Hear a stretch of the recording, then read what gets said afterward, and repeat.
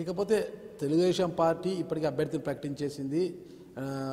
భూమా వీరశేఖర్ రెడ్డి గారి కుమారుడు బ్రహ్మానంద రెడ్డి గారిని ప్రకటించింది. ఇక వైసీపీ ఇటీవల టీడీపీ నుంచి వైసీపీ లేకపోయిన శిల్పా మోహన్ రెడ్డిని అభ్యర్థిగా ప్రకటించింది. ఆర్పీఎస్ నుంచి ఇంతవరకు అభ్యర్థిని ప్రకటించలేదు కదా. అది ఒక ఎవరు అభ్యర్థి అనేది ఒక ఉత్కంఠభరితంగా ఉంది. ఎవరు నిలబెట్టబోతున్నారు అది కూడాను ఒక దేనికైనా కూడా ఒక ఇది ఉండాలి, ఒక టర్నింగ్ పాయింట్ వస్తుంది. స్టెప్ బై స్టెప్ వెళ్ళాలి. ఈరోజు మేము మొత్తం గ్రౌండ్ లెవెల్లో ఒక వర్క్ ఈరోజు జరుగుతూ ఉంది.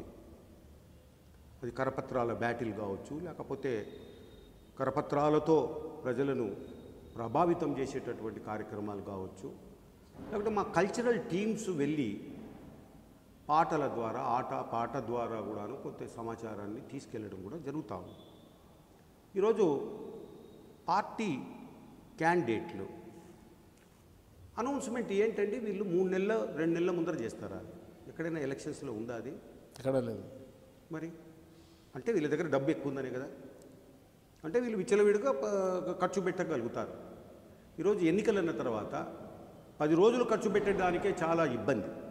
అటువంటిది వీళ్ళు 3 నెలల ముందరనే అనౌన్స్ చేసి ఖర్చు పెట్టుకుంటా తాపుకుంటా ఏర్లై పారుతూ ఉంది ఈడ మద్యం ఈ నియోజకవర్గంలో. మరి ఇటువంటి పరిస్థితి కాకుండా మేము నోటిఫికేషన్ వచ్చిన తర్వాతనే క్యాండిడేట్ అనౌన్స్ చేయబోతున్నాం.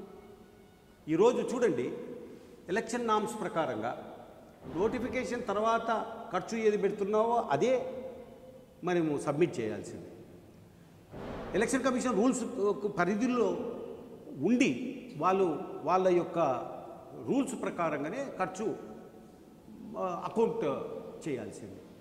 కానీ ఇప్పుడు నోటిఫికేషన్ కంటే ముందు చేసినటువంటి ఖర్చులు దీంట్లోకి రావు. ఖర్చు అయితే పెట్టి పారేస్తూ ఉన్నారు. మరి ఈరోజు ఎలక్షన్ కమిషన్ వాళ్ళు కూడాను ఒక చట్టాన్ని పాస్ చేయాల్సినటువంటిది ఉంది. ఎన్నికలు నోటిఫికేషన్ వచ్చిన తర్వాతనే మీరు ప్రచారాన్ని మొదలు పెట్టాలా అన్నటువంటిది అవసరం ఉంది. ఈరోజు డబ్బుందని నెలలు ప్రచారం చేసుకుంటూ వచ్చేటటువంటిది, అది అకౌంట్ కాకుండా ఉండేటటువంటిది, ఇది కొంచెం చేంజ్ తీసుకురావాల్సినటువంటి అవసరం ఉంది. మేమైతే ఒక సిద్ధాంతము మేము కూడాను ఒక దీన్ని పెట్టుకున్నాం, ఒక ప్రొసీజరు.